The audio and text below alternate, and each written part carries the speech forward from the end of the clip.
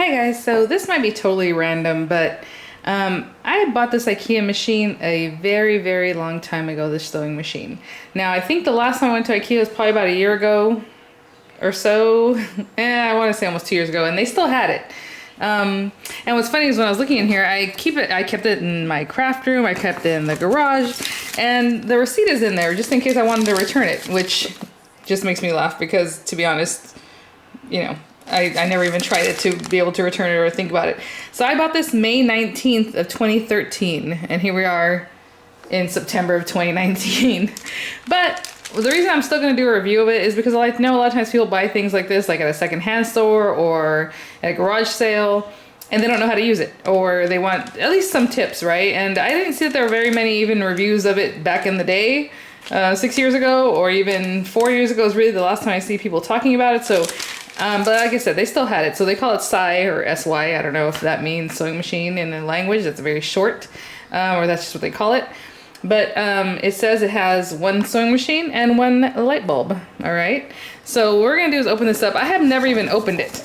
Okay. So this is the box that came in. It's really cute. I kind of want to put it back in here when I'm done, maybe. But there's some dust on the poor thing. But I'm going to take it out of here, and then we are going to go through its functions, okay? So I'll be right back. Okay guys, so I just pulled it straight up and out. Of course, has some nice casing. The reason I bought it is because she was adorable. I can probably look on my receipt and see how much it cost, but I think it was like around 60 bucks. It was cheap, but not super cheap. Let me see if I can find it on here. Oh my gosh, this thing, yeah, $69. And at the bottom of the box is a few other things here. So, oh yeah, maybe, well, unless somebody else did that. I don't remember taking it out of the plastic, but the plastic was just down at the bottom of the bag. So maybe sometime in the last 6 years I pulled that out. I'm pretty sure I didn't ever even took it out though, because look at, I mean, I don't know. Who knows? All right, so there's some different information here. They want you to go step by step, obviously, how to operate the machine and turn it on. Now, this is pretty old school machine. It has 1, 2, 3, 4, 5, 6, 7, 8, 9, 10, 11, 12, 13 functions, 3 straight stitches. It looks like 3 zigzags. Kind of like a decorative stitch that kind of makes like a diamond, a decorative stitch that makes like a little bit of an oval, and then like a crescent, which is super cute. I'm gonna have to try those out, guys. And then J is like a offset kind of little like rectangular pattern. That's cute. And then K, L, and M, I'm assuming are blind hem stitches, because that's what they look like. Even though they look like zigzags, it's because it's gonna tack one side to the other, so it's like a blind hem. There's just a book here that says Sigh. What is this? I'm assuming, yeah, so how to lubricate the sewing machine, which I have sewing machines that are super old, and I've never ever done that. But if you know how to take care of your sewing machine better than just, you know, using it every once in a while, then of course you do all that stuff, but I don't know anything about it. So I'm gonna take this out. It looks like it has the plug, which is very interesting. This looks and feels much like a toy. This is weird. Now I want you to see it says electronic. So there's a lot of plugs like this you can buy nowadays on Amazon, because some machines don't come with a presser foot anymore, because they usually are, you can hand do everything. And but you can buy these plugs on Amazon if you ever run out or you need another one, just to have to know how much what it needs as far as the electrical stuff. So I'm gonna plug this in obviously to the machine, and then this into the wall. Nice and generous plug. I hate when I have to pull out an extension cord just to do something like this. So this is pretty good length. Smells like rubber. It's turned off right now. I'm not gonna plug it into the wall yet, but so on the side here we have our plug. We have the on and off switch. Your, what do they call this? A hand wheel or something? Anyway, it's just, to me, it's just the wheel, let's just call it. I'll have to look that up. I forget what it's called. This is to wind your bobbin, this area. On the back here is where you put your spool of, oopsie, sorry guys, that was loud. Oh, I'm so sorry. Where you put your spool of thread. You pull it out like this, put your thread on there. That's to put it away. These little metal pieces that you might see here are all having to do with threading the machine to get it going. I am going to clean it off. tension dial here, which I never mess with. I always feel like whatever's on here, you know, it's on 4, which is basically the middle tension. It always seems to work, but we'll talk about tension in a little bit. All that good stuff. We have our presser foot. Your needle is in here, and it looks like it has a little area where you can cut your thread, which is nice. So it has a thread cutter. This, I'm assuming, is the reverse. So back stitch or reverse, which is really cute. This is, I'm telling you. And this is how you select the stitches that you want. There's also a few other things on here. It looks like it has to do with, I'm going to assume, different presser feet. I don't know. We'll talk about that in a minute once I look at the book. And when you pull this open, all you're doing is pulling it out. This should have all your accessories. And, oop, and in here, it's also another little reminder of how to put your bobbin together. This is the old school bobbin, you guys. It's that metal one where you have to know kind of a lot about it to get it working. I'm not sure why this little zipper foot was separate of the bag, but there's a zipper foot, which I've never used in my life. Every machine I've had has a zipper foot. I have machines that cost over $1,000, and then, you know, ones that cost $50, and I've never used them. Let's see here. What do we have? A little brush to clean out. A lot of times you'll get fibers and things stuck in here in this little area or in the bobbin area, so you can use this to kind of help you brush those fibers out. A seam ripper. It comes with a little spool. You can put this at the bottom of your spool so it's not like spinning around and making noise when you put it here. Sometimes if it's just plastic, it goes it'll like move around. So this kind of helps you keep it settled in, I guess. We have, sorry guys, I had to sneeze. Several bobbins. It looks like a key, which is kind of a pain because that probably means to switch out the presser feet. You need like a screwdriver. So that's basically what this is. It's like a little mini screwdriver thing that you can put in your hand and help you turn that out. New machines, you just kind of press something down and it poof, pops out. And then you put the new one in by bringing it down and it'll like latch onto it.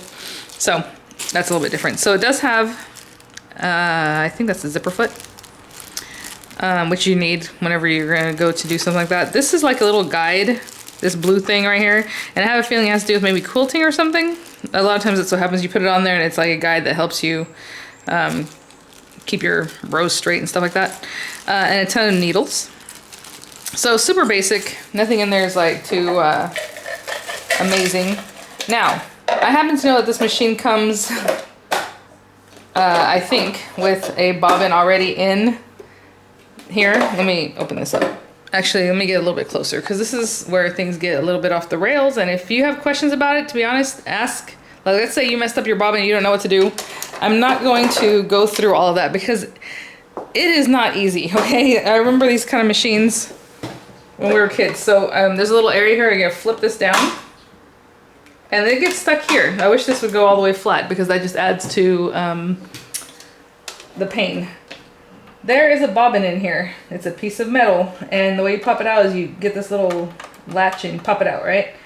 Actually, I think you have to unlatch it here. Yeah. So there's like this little area here. I don't know if you can see that.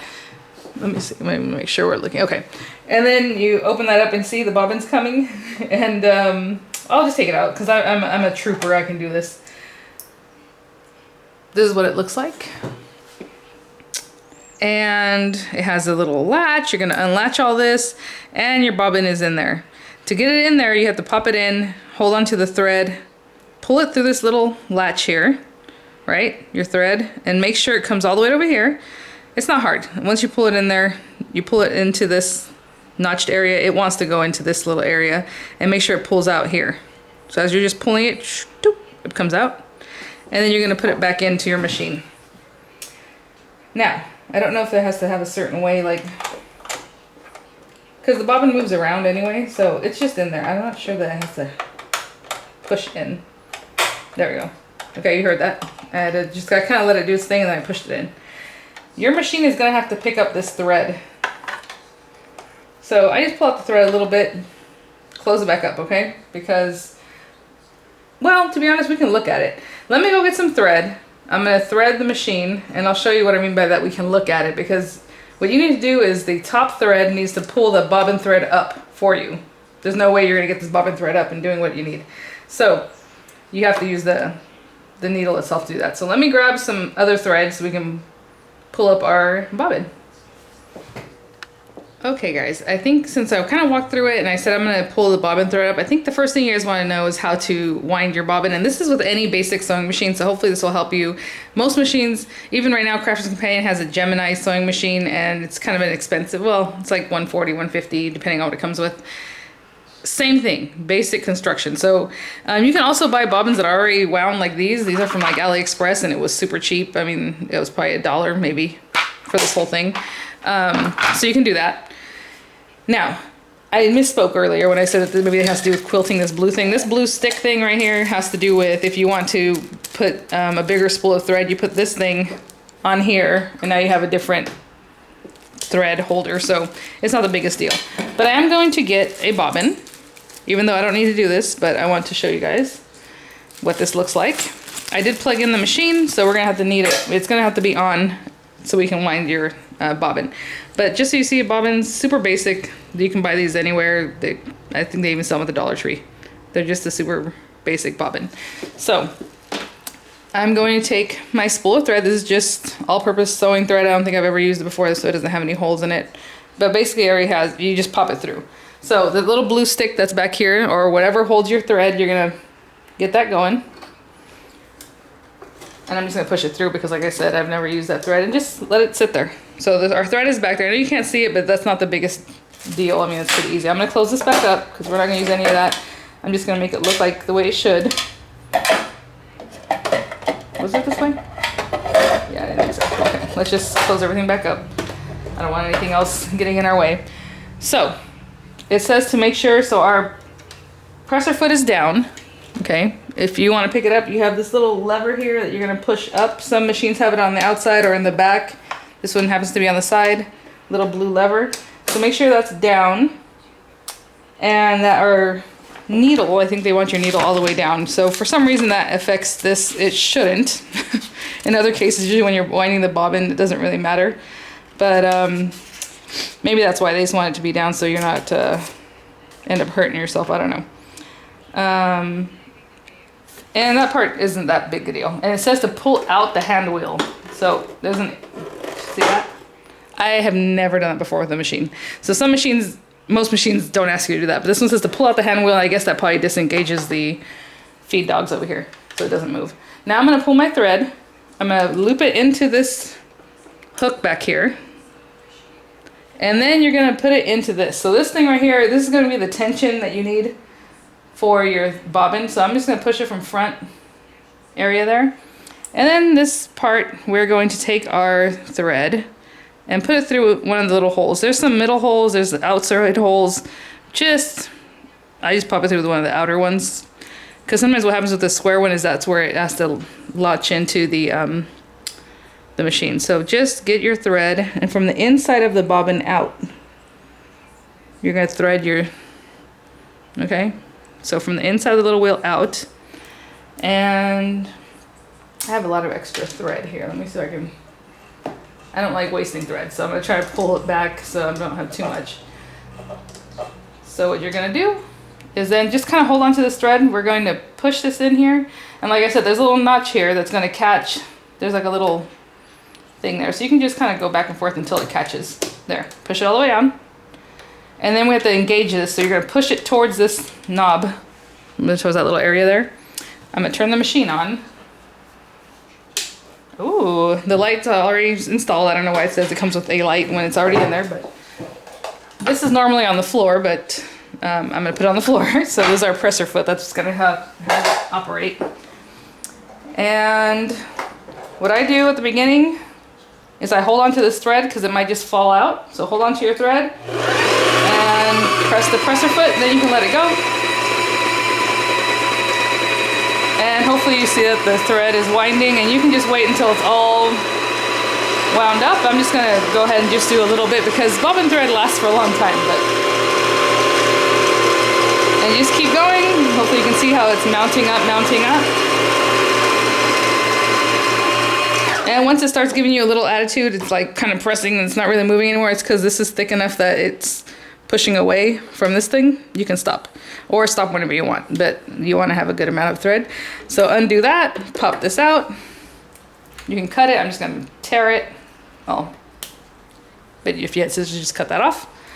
And our thread is here ready to go to get wound up. So we learned to thread our bobbin. Again, this part's such a pain in the butt. If you guys really need to see, because something happened, it fell out, you don't know what to do, just leave a message there and I'll probably do a video, just a generic video of how to do that, because it's pretty much the same for every machine that has this old school bobbin. Some of them don't have that metal piece anymore, but you would still do the same thing. Oops, is you would put your bobbin thread in there and then bring your needle down to pull it up. But let's not talk about that right now. Let's see about threading this machine. So our thread is already up in this area, right, in this hook, and that's fine. We are actually going to re-engage this foot, so we'll push that back in to re-engage the feed dogs so that this moves, and we're going to bring it all the way up. And normally on this part, I also have the presser foot up. When you have the presser foot up, that releases the pressure that's up here. So if this was down and I'm trying to, you know, get my thread in here, it's not really going to do it very easily because it's engaging those things that keep the thread nice and taut. So for right now, we don't care. We want that all released. So presser foot up and then have your needle as high as it goes. Okay, so I had to bring it towards me just to get it. All right, so we already have it in here. You're going to go down on this side. And there's numbers here. So this is 1. Means just hook it, just bring it down here. Number 2, it means to hook it around this blue piece. That's actually not this blue piece. There's something behind it that's going to catch and engage, but it looks like just this number 2. Bring it up and around. It says number 3, and number 3 is really the needle. Actually, at this point, I have to bring it down. This is so weird. That's a little bit opposite. So this time I had to have the needle down all the way in to get this. There's a silver hook here. That's basically what's going to catch your thread. And it didn't even catch it. Weird. Okay, hold on. I don't know. This is odd. Oh, that's why. It wasn't high enough still. Okay, all the way up. Which means all the way down. Your needle has to go all the way down in. Normally on machines, the needle has to be all the way up. Okay, so all the way down. It brings this metal piece up. So that's number 3. I just caught in there. Bring it down here. I'm going to sit down. Number 4... basically means you're going to bring it, there's a little notch right here, right where this screw is. There's a little area here that's like a little hook. So you're going to manipulate this into that hook. And this is why I usually keep my needle up. That's what makes more sense. Actually, we're going to have to get it up anyway. So let me, now that it's caught there, I'm going to bring the needle up. There's the hook right here, this piece of metal. We're going to go right in there. And now it caught the thread. And then this does not have a way to, like an automatic needle threader. So we have to thread our needle, which means we got to bring our needle all the way up. So bring it all the way up so you can see the little hole. And it doesn't even come with a needle threader. Okay. So we're going to do this old school. You're going to take the end of your thread and thread your needle from the front to the back. Oh my gosh. I got it in there, just can't get it all the way through. If you have a needle threader, stick that in there and pull your thread out, but from front to back. So let me go get a needle threader, or actually I need to cut this because the way I ripped it, it's a little too frayed on the end. Okay, so what I was trying to say is, sometimes when it's really frayed, it doesn't want to go in there. Oh, that's even worse. What's up with these scissors? Let me see if I have an area of this scissor that's not. Okay, actually, I totally forgot. This has a thread cutter right here. I could have just brought it around and cut it there. But okay. And I know it's weird if you see me, I always lick the ends of my threads because it just keeps them nice and together. And I'm unthreading this thread as we speak. What the heck is going on? Again, needle threader is much better. And from front to back. There we go. Ah! I got it, you guys. Okay, so from the front to the back, and then just pull it out the side or this other side, right, just to get it out. And then we're gonna put it in between this space here. And I'm gonna try to get it a little bit closer. Maybe should have done that before, but I needed you to see the whole picture of the machine, right, this whole top part. So there's a space in between your presser foot. That's where your thread goes. So just bring it into here. So now we need to bring our bobbin thread up. So on some machines, you're gonna put your presser foot down and then try to do that, or you can, whatever. When you put the presser foot down, it engages all of this and it keeps it nice and taut. So what you're gonna do is hold the thread in your hand. And what I'm gonna do is open this just so you can kind of see what's going on down here. Usually you keep it closed, but what we need to do is as we're pulling this, holding in our hand, you're going to turn the wheel and your needle is gonna go, I'm pulling the wheel towards me and you'll feel a little slack getting released. And I don't know if you can notice the bobbin moving down there. I'm gonna try to get my arm out of the way. You are going to do this and pull the extra thread that's in your hand until you can kind of feel that you brought up the bobbin thread. And I don't know if we did or not. Let's check. Let's go like this. I'm gonna lift up my presser foot and I feel a tension. Nothing's happening. Hold on. Let's see what's going on here. That is so weird. Nope, it didn't come up yet. Okay, so let's try it again. We're gonna have to keep trying this until the thread comes up.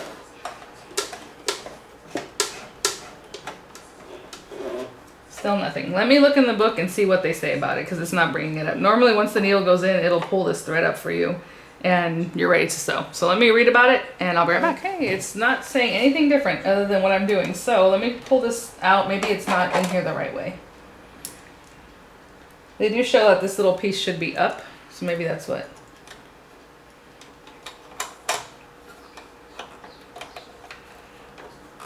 I don't know. I don't hear it clicking though. So that's, okay, I see.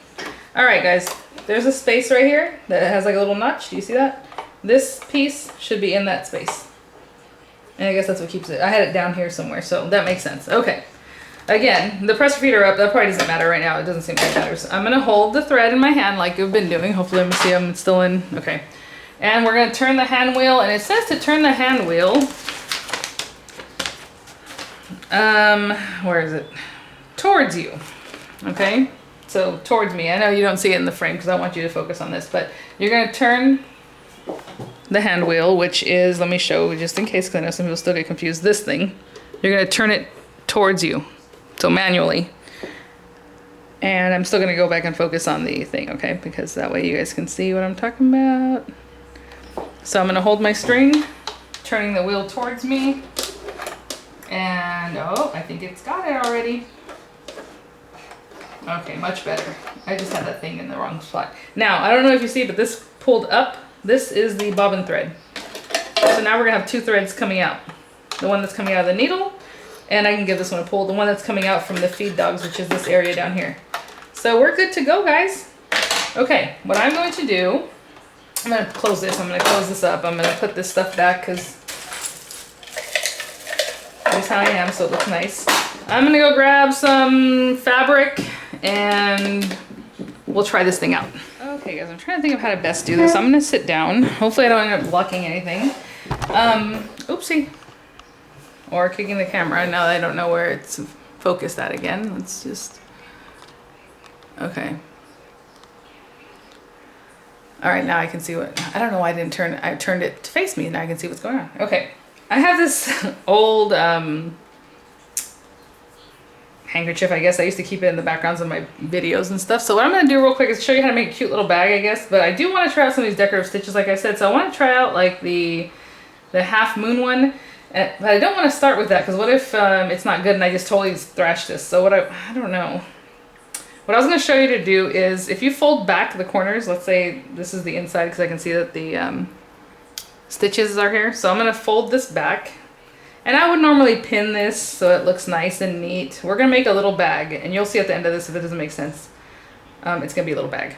So what I'm going to do is place this down. Again, I would pin it so I know all the different corners, we're gonna do this so all four corners are the same. But for right now, let me get a little bit closer.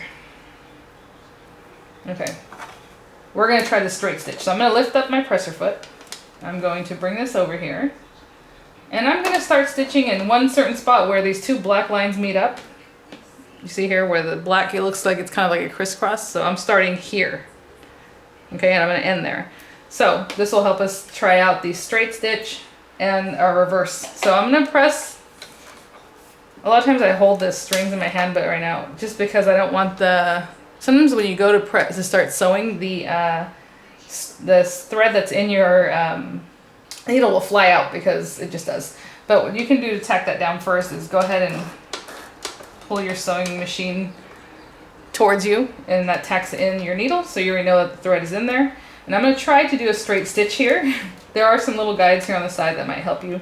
I'm going to press the sewing to go, right? I'm pressing the presser foot, and I'm going to hold down this reverse button, and now I'm going to press the presser foot again and tack that stitch down. Okay, that helps hold it down. Now, this is black and brown. I would normally have thread that's black or brown, right? So now they're white, they're very apparent. The one on top and the one on bottom is pink, it looks like. But anyway, so let's just sew. I'm not pressing too much. Let's see how much faster it goes. Oh, so the presser foot helps you guide how fast you're going. So if you can hear, it's kind of slow, right? And I can press it harder and harder, and it goes faster and faster. Now I'm at the end, so I'm going to do reverse. I'm going to press my presser foot, just tack that down, and then go forward again. And that's it. So when you're done, you lift up your presser foot release, you pull this out, and then you have a little cutting tool here on the side, and all you do is go from the back to front, and it'll cut the thread for you. And that's perfect because that's a perfect amount of thread for the next time before you start sewing again. Let's look at this stitch. This is actually, I'm so crazy, I didn't even choose a stitch. It was just unset whatever it was set on. So basically it did C, which is a little bit larger stitch. It did C. And I'm going to keep it on there because I already have it on there. But if you wanted B, go to B. If you wanted A, turn to A, okay? It kind of clicks in. So I'm on C, I'm going to leave it on C. So I'm going to go around all 4 edges and do the exact same thing. I'm going to fold it back just like you saw this one. And I'm going to do all 4 sides the same, and I'll be right back. Okay, this is the last corner. I just want to show you real quick. Let's say, you know, when I was sewing, it just so happened that I stopped when the needle was up. But let's say your needle's not up. See how it's down? And you're done. Just turn the hand crank towards you until it loosens, and then open up your presser foot and pull it out. Okay? So if the needle's in a down position, don't be like scared about that. And that's it. So what I'm going to do is I'm going to cut all these little extra threads. And I'm going to grab something. We might have to make it. I don't know, because I didn't realize this thread in there was pink. That's so funny. We need a cord. And then we're going to tie this up, and it'll make like a little bag. You'll see, like a little pouch, basically. But let me grab something for that. And then I want to grab something to try some of these decorative stitches. So I'm probably just going to try to find maybe a piece of paper, to be honest, because I don't know what else to use. I will be right back. Okay, before I move on to the other stitches, we'll finish this up real quick. And basically I just have some ribbon. This is like 1/4" ribbon. And you want two that are a couple feet long for this size project. And then I was like, how am I going to pull them through? You can always put like a safety pin at the end of one of the ribbons, however you want, but you're basically going to move it through those, the little channels we just made. So I have these bodkins from Daiso, which is funny because I bought them. I'm like, oh, one day I'll use these.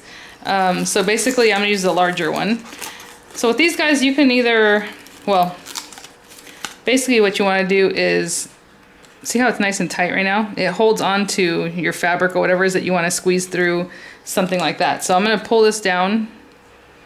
That's basically the mechanism that helps you open it up a little bit. I'm going to put the end of a ribbon in one of them.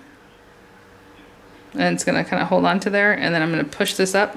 And that is super secure. But again, you can do it any old way, especially these are really big openings that I made. And I'm just going to thread the ribbon through one and then through another one. So thread it through 2 of these. Hopefully, I'm gonna move this a little bit. I misspoke, sorry. So you're not just gonna run through both of them, the 2 of the loops, you're gonna run through all 4. So I'm sorry, you're gonna continue with that bodkin and go through all 4 loops. And then the trick is to make it a cinch little sack is that you're going to have to run the other one opposite in the other direction. So I'll show you just a minute what I mean. So this guy, we brought him all the way through. And basically he's going to meet back up again over here where you started with this one. This one's going to end, right? But not in the same spot, just in the same area, right? So this one's coming out of this guy, this one's coming out of this other guy. So I'm gonna go ahead and tie them together now so they don't fall out, but it does complicate things. So I'm just gonna pull that, I'm gonna put them back to back together and just give them a little tie. And of course you can always burn the ends of your ribbon so that they don't fray. But for right now we're just gonna do this and I'll show you that in a minute. Okay? So now, on the opposite side, I'm gonna move these over. So there's 2 and 2, right? Because there's 4 of these guys, and we started here, came around. So now we're gonna go to the opposite side, over here, and we're gonna take our second ribbon and put our bodkin on there, or again, whatever you want to use that helps you. And we're gonna go in the opposite direction and loop this around until we come back out. You know what, I'll just continue working on it. It's pretty easy or quick. I was gonna say I'll be right back once I come around the other side, but that's okay. So we're just gonna keep going through. Try not to get this all, what's the word? Like, too twisted, right? Because it'll start twisting the ribbon. Might start moving around on you. Just try to keep it nice and flat. You can kind of feel for that. And then back to the last one. This is our last one. And hopefully you can kind of see what I'm trying to get at here. It's just a little cinch pouch. I probably should have said at the beginning. I used to make Japanese pouches out of like different, so pretty. It's kind of like origami, but I can't remember the name of it right now. There's a lot of books on it too. Anyway, so you can make lots of different pretty pouches, just kind of simply, but then with, you know, using your paper and, or not paper, but your fabric. So anyway, I'm gonna put these 2 together. Again, you can go around and make sure it's not twisted. I'm just doing this real quick for you guys. And after this, we'll try those decorative stitches on a piece of paper.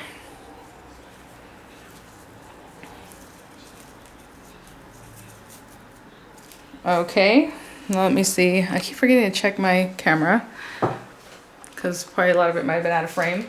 Put my coffee to the side here. So now we have this end, and then we have the other end, right? So they're opposite each other. Hopefully you can kind of see that. And what we're going to do is pull. And as you pull, I don't know if you can see, it's cinching. And I made a little sack. Maybe I should put something in there. But what's it called? Oh my gosh, some kind of origami name. But anyway, so let's open this up again. And I'm going to try to straighten out my ribbon pulls so that they're more even. You know what I'm saying? One's a little, okay.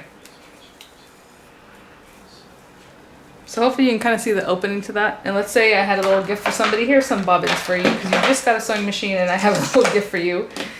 But how cute is this? I mean, literally you can get a handkerchief at the Dollar Tree or wherever, and as a gift bag, you can do this. It's recyclable. They can use it for something else. They can just hold on to it. Super cute. You don't have to do just 6 corners like I have. You can do 2 of these handkerchiefs on top of each other, kind of like in a star pattern, you know what I'm saying? So one's going this, one going this way, so it has a lot of different edges. Sew them together, then do the same thing, and you're gonna have a lot more of these little petals or whatever on the outside. But I think that's cute. Just for a quick little gift pouch, you just made a little bag, and there it is. So when the recipient gets it, you can also tie this, obviously, to make it cute. They open it up, and their gift is inside, and they can reuse this. So there's that. Quick little project. I think that's fun. Let me get some paper and we'll try out these decorative stitches. Okay guys, I'm hoping this doesn't fall apart because some of the decorative stitches are kind of close together, so it's gonna be a lot of like perforations, you know? So hopefully we're good here. So, all right. Piece of paper, it's purple just so you can see the white thread on there. And let's just put the piece of paper down. We're gonna put down our presser foot. I'm gonna bring the wheel towards me to lock in the needle. Now, let's pick G, I guess, because it's the first one. So these are the ones, like I said, have to do with your buttonhole. I've never made a buttonhole, so if you need information about that, there's plenty of people on YouTube, I'm sure, that have videos. It's not me. So again, we said G, right? So I'm gonna turn it. Oh, apparently you can only turn. No, you should be able to turn the other way too. What is up with that? It is really tight. Oh, you know what? We're gonna select our thing first. Let me go ahead and. What happens is that these have to reposition themselves. to be in the right spot for the sewing. So if it's already down and tight, it's like, I don't know what I'm doing. So, okay, so let's go to, yeah, see how, I don't know if you can tell, the needle moves. To G, I don't know if you can see the needle moving. On E, there's G, and it's starting on the right. Okay, so now let's put our presser foot down. Let's bring that forward.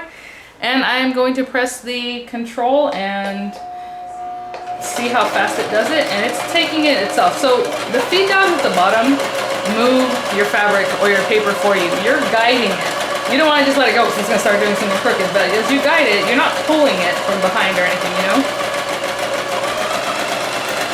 And it does pretty good. I'm going to do a little bit more to finish that up. I think that's okay. All right. It's already up, so that's kind of what I was waiting for. Let's release the tension and pull this out. That is so cute. I hardly ever use decorative stitches, you guys, but hopefully you can see that. And I wanted to show you the tension is perfect. So I know we talked about tension and I said I never change it.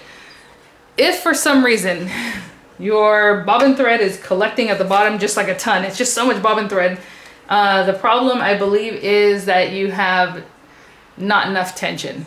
It's too loose. This is too loose. So it's just like, it just lets it go. If the bobbin thread is coming out the top even, or the top thread is just kind of like straight, it's not really doing anything, and then the bobbin thread is coming up through the holes, because you can kind of see, well, you can tell the difference when it's bobbin thread or it's too tight. Okay, so you have to loosen your tension. So looser would be lower numbers, 4, 3, 2, 1. Tighter would be higher, right? 5, 6 up. Okay, so hopefully you can listen to what I was saying. If the bobbin thread is just all discombobulated and coming up in here, it's way too loose. So tighten up your tension with this knob. And if it's popping out the top, that means your top tension is too tight. So loosen it up a little bit. Okay, so again, before I do this, we're going to choose H. H is very similar, but okay, H. I'm going to put my foot down, pop that in, and let's go. Now I'm going to go fast because this machine sells pretty fast for a little cheap machine.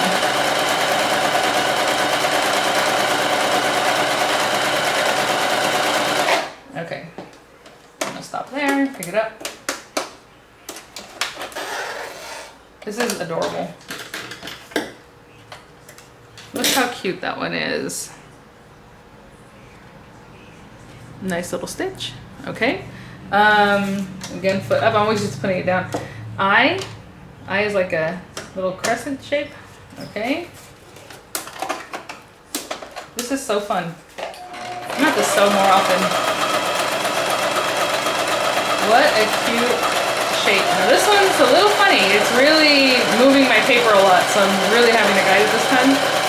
So it's probably because it's not just up and down, right, in the same kind of spot. It really is moving over a lot to make that shape for us. Look how cute this one is. Oh my gosh, you guys. I've never, ever tried. Look at that.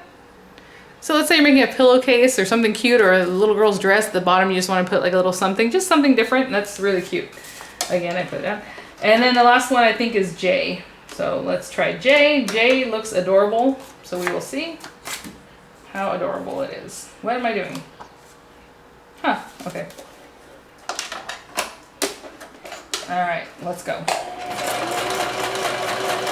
Oh my gosh, that is so cute. So a lot of times for decorative stitches, you have to put a different foot on it. So this one, the foot has a nice wide opening so it can do whatever it needs to. Sometimes you want to do twin needle or other things that your machine might need. There's like just so many different presser feet. Presser feet are these things, guys. So this one came with this one. It came with the, actually the one it came with looks, it's the one you use with the zipper foot. I'm pretty sure that's all it's for, but you can use it for different things. But most of the time people use it for a zipper foot. And this one is a little interesting. It's kind of long. There is no stitch length on here. You can't mess with that. On a machine that's a little fancier, you can. So like this one, I probably would tighten it up, but that's cute. So really good, guys. If you find this at a secondhand, I would say pick it up. I don't see anything wrong with it. I mean, it was a great price to begin with. They still sell, like I said, I feel like I saw it last year, but it's probably been closer to 2 years that I've gone to IKEA, so who knows. But thanks for watching, guys. If you have any questions, if I can answer them in writing, I will. If not, I'll have to just keep like an idea of what it is that you guys are questioning, and then I'll try to make a video about it. But you know, try to make yourself a little pouch. This is really fun. You can do this by hand too. I mean, this is something easy. All you have to do is just run your needle, you know, up, down, up, down, up, down, just straight stitch. And in each one of those little areas, you can make yourself a little pouch. So thanks for watching, guys, and I will see you at the next one. Bye now.